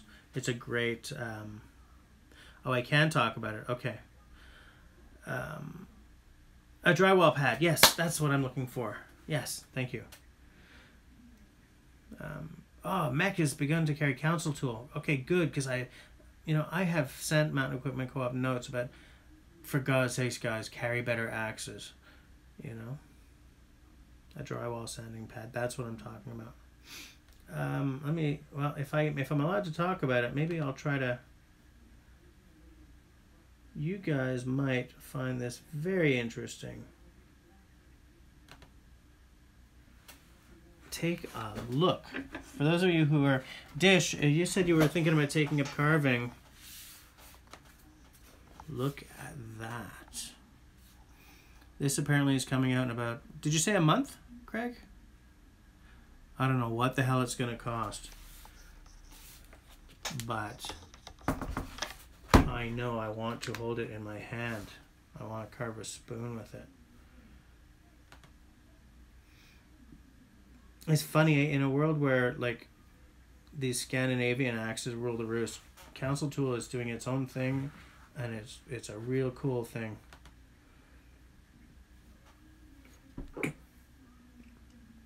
Camp Carver, the gateway drug into carving. Yeah, jeez. Which line is that though? Wait, you said in the I think you said in your message, right? Because that'll tell me if I can afford it or not. It's a woodcraft, so it's going to be a little hard to get the money together for, but I think I might have to make a concerted effort, because that made me just a little weak in the knees. Just a little. Yeah, they're premium, all right. So that's going to be like a couple of $100 plus, right? But wait, where does it? Is it like woodcraft and then velvet cut, or is it the other way around? Because it seems that the prices are kind of in the same ballpark, you know. Yeah, Mech sells heli knives too, eh? I haven't looked at the knife section at Mech in a long time. I haven't gone to Mech in a long time. I went recently because we were buying Camille all this camping stuff for her birthday, but now that they got better knives and better axes, I'm going to have to go and take a look. 145 US. So in American, it's a good price, but in Canadian, let's see, what do we have now? Simone, do you know what the dollar is? Are we at a 75% dollar, a 75-cent dollar, or a 78-cent dollar? How come I can't talk tonight?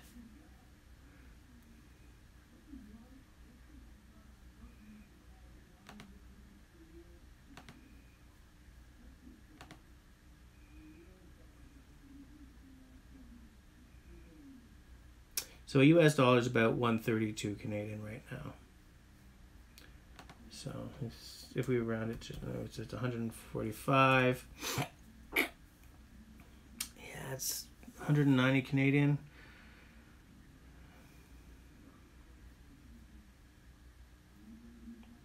It's expensive, but if I could buy it from somewhere in Canada, so I don't have to pay the shipping.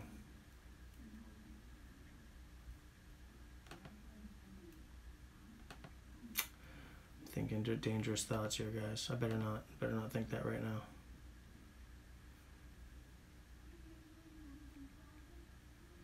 Oh, okay. So, Craig, I had thought that like one of them, that one either velvet cut or woodcraft are above the other. So, what's the dividing line then? Because that sexy little saddle cruiser, that's like a straight up woods axe. Are the woodcraft more sort of like woodworking axes then? Like, I know they're not all carving axes, but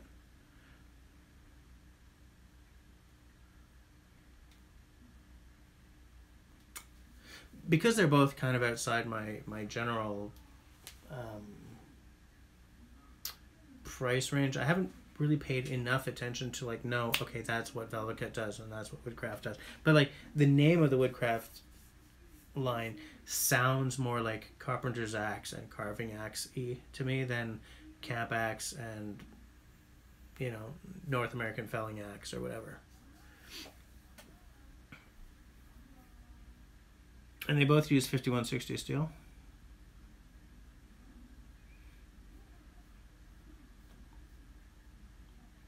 Because I got to get a council tool into my tool kit somewhere, just so that I know what I'm talking about, you know. Someone on the Axe Junkies had offered. He was a retailer of some sort. Remember, I wanted to do a video on like the this guy, Scandinavian Forest Axe, against a council tool, like an affordable one. And one of the Axe Junkies had offered to send me one, but then nothing ever seems to have come of that. But I gotta get one or two into the toolbox at some point. I think I'm gonna plan for it early 2019, or maybe I'll give myself a Christmas gift. Whatever I do end up getting, I will make a video of. For sure.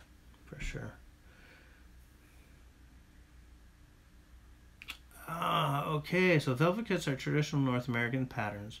The woodcraft line is American with Scandinavian influences. That's why the heads are such different shapes. Makes sense.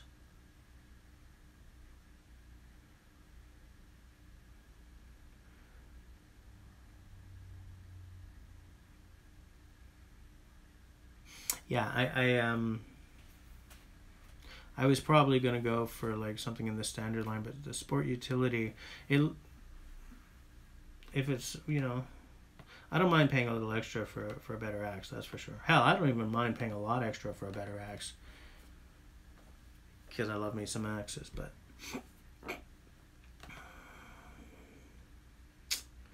yeah, I got to get one into my toolkit, because I don't have any American axes at all. I have some Canadian. I have a bunch of Scandinavian. But like, I don't have a Plum. I don't have a Kelly. I don't have a Sager. But that would be cool. I don't have a Black Raven, but I don't give a crap. I've got a Norland. But even that's got a Canadian connection to it, you know. Oh yeah, I gotta get a couple of American-made axes into the mix, even if it's just for like video purposes. Wait, do I have?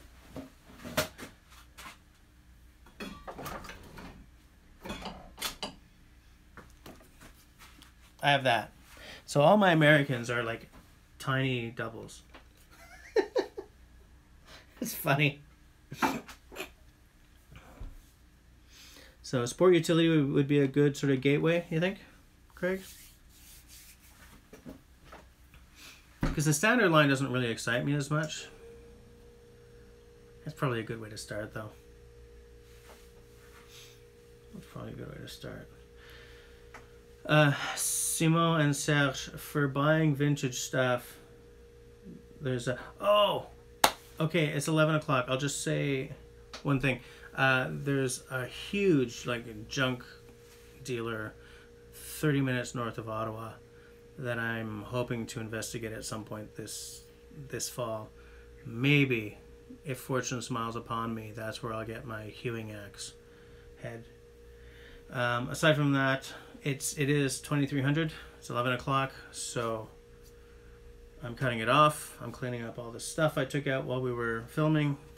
While I was filming and you guys were keeping it interesting. Sport utility line will be a good axe for guys on a gear budget. I'm going to remember that, and I'm going to take a look as soon as I can. So see you guys next week.